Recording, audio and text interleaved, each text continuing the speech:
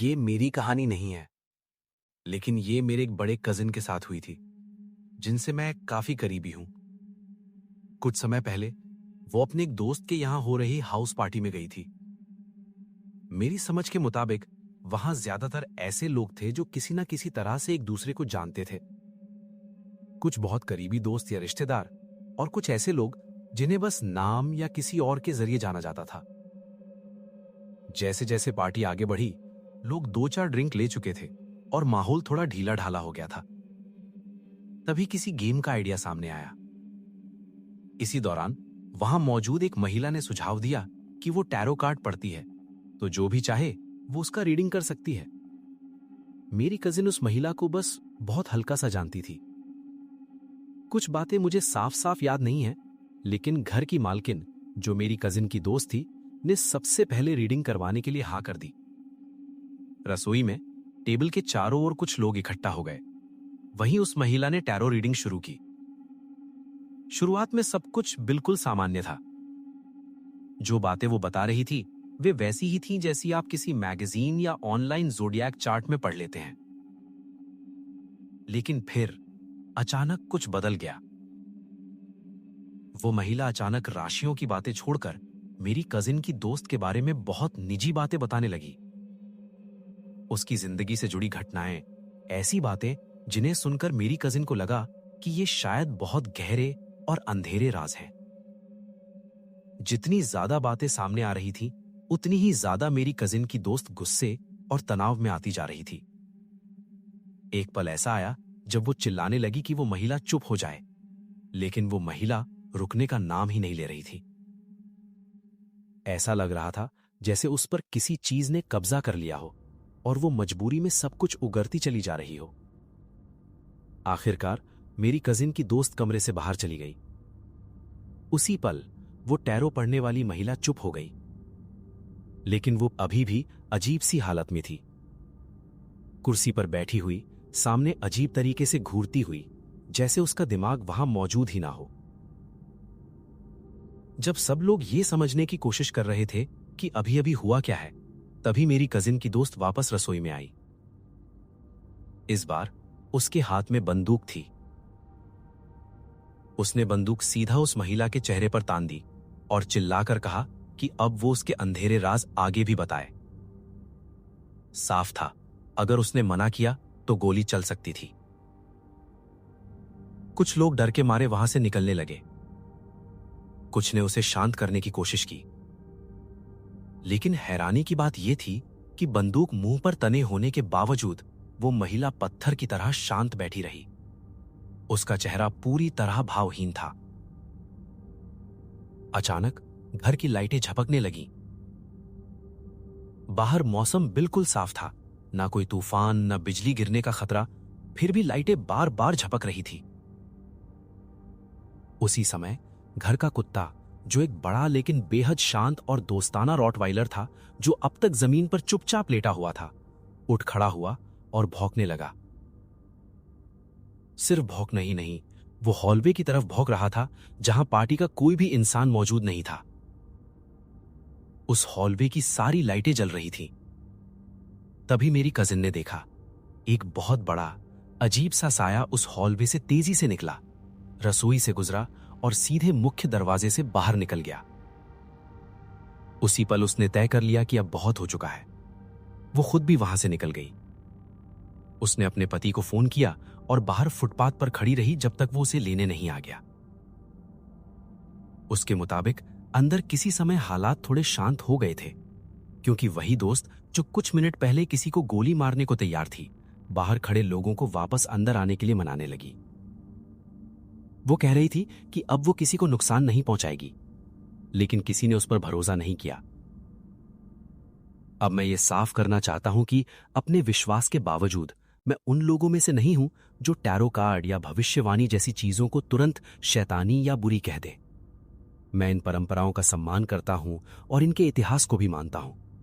इसलिए ये कहानी टैरो रीडिंग के खिलाफ कोई आरोप नहीं है। लेकिन जब मेरी कजिन ने मुझे ये सब बताया, तो वो उन गिने चुने मौकों में से एक था जब मैंने उसे सच में डरा हुआ देखा।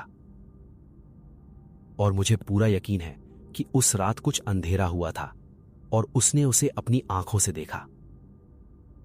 मेरा मानना है कि जब लोग उन ताकतों से छेड़छाड़ करने की कोशिश करते हैं जिन्हें वो पूरी तरह समझते या सम्मान नहीं करते, खासतौर पर जब उन्हें सिर्फ एक मासूम गेम या रस्म समझा जाता है, तब कभी कभी वो चीजें जो दिखाई नहीं देती वो दरवाजा खुलते ही अंदर आ जाती हैं।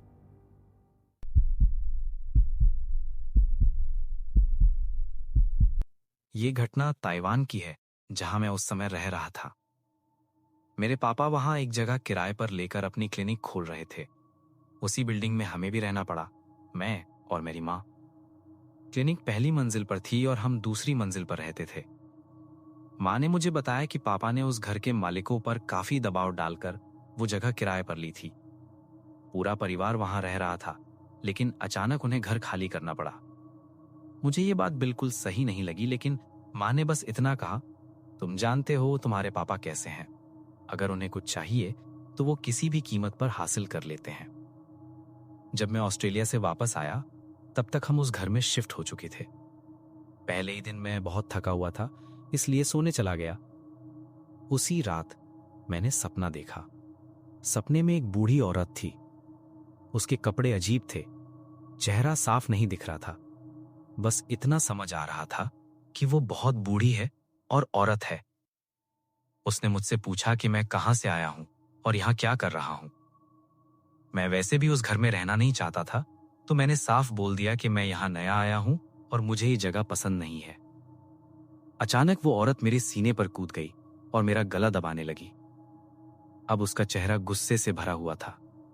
वो बार बार एक ही बात चिल्ला रही थी, तुम यहां क्यों हो। मेरी छाती में दर्द होने लगा, सांस लेना मुश्किल हो गया। मैंने पूरी ताकत से चिल्लाकर कहा, मेरा यहां रहने का फैसला नहीं है, मेरे पापा ने यहां रहने का फैसला किया है। अगर कोई शिकायत है तो उनसे करो। और तभी मेरी नींद खुल गई।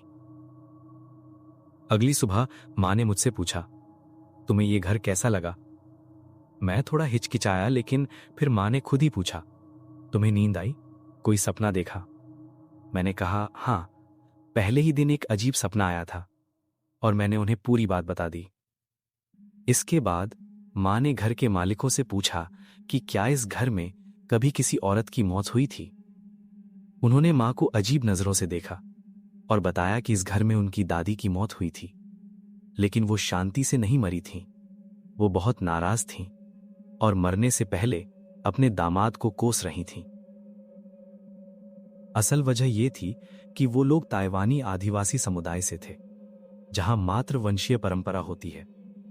अगर परिवार में बेटा नहीं होता तो बाहर से आए पुरुष को परिवार में शादी करके आना पड़ता है और बच्चों को मां का सरनेम लेना होता है। लेकिन ताइवान के कानून के मुताबिक बच्चे अपने आप पिता का सरनेम ले लेते हैं। जब दादी ने सरनेम बदलने को कहा तो दामाद ने टाल दिया। वो हर बार यही कहता रहा कि बच्चे बड़े होने पर बदल देंगे। धीरे धीरे दादी को समझ आ गया कि उसके साथ धोखा हुआ है। वो आदमी कभी सरनेम बदलने वाला नहीं था। यही बात उसके दिल में बैठ गई थी। जब वो मरने के करीब थी, शायद उसी कमरे में जहां मैं सोता था, तब भी वो गुस्से और नफरत से भरी हुई थी। मां ने परिवार से कहा कि वो दादी के लिए प्रार्थना करें और उनसे बात करें। इसके बाद मुझे फिर कभी वो सपना नहीं आया। 1 साल के अंदर अंदर उसी दामाद को गले का कैंसर हो गया। जिस गले से झूठ बोले गए थे, संयोग था या कुछ और। करीब 6-7 साल वहां रहने के बाद पापा ने अचानक घर छोड़ने का फैसला कर लिया। उन्होंने कहा कि उन्हें एक बूढ़ी औरत के सपने आने लगे हैं और वो ठीक से सो नहीं पा रहे, जबकि पापा डॉक्टर हैं और खुद को पूरा नास्तिक मानते हैं। लेकिन ये यहीं नहीं रुका। उसके बाद जो हुआ वो और भी ज्यादा डरावना था। घर छोड़ने से ठीक पहले मुझे फिर सपना आया। इस बार वो बूढ़ी औरत मेरी दादी के रूप में आई। सपने में मेरी दादी मुझसे पूछ रही थीं, क्या तुम सच में यहां से जा रहे हो। मैंने कहा, हां। और तभी वो फिर से अपने असली रूप में आ गईं। वो फिर मेरे सीने पर बैठ गईं, मेरा गला दबाने लगीं और चिल्लाने लगीं, तुम जा क्यों रहे हो। मैंने घबरा कर कहा, यह मेरा फैसला नहीं है, मेरे पापा जा रहे हैं। और मुझे लगा था आप यहां रहने नहीं देना चाहती। और तभी मेरी नींद खुल गई। आज हम उस घर से बहुत दूर हैं। मां ने बाद में बताया कि उन्होंने हमारे परिवार की कुंडली जीवे दोषों के जरिए दिखवाई थी। उसे देखने वाली औरत ने मां से कहा कि हमारे परिवार में 4 लोग संवेदनशील हैं, मेरी दादी, उनके बेटे, उनके पोते और मैं। उसने मां से कहा कि अगर किसी घर में कुछ गलत जानना हो तो मुझे वहां सुला दो। ये सुनकर मैं बिल्कुल खुश नहीं था। शुक्र है उस घर जैसा अनुभव फिर कभी नहीं हुआ।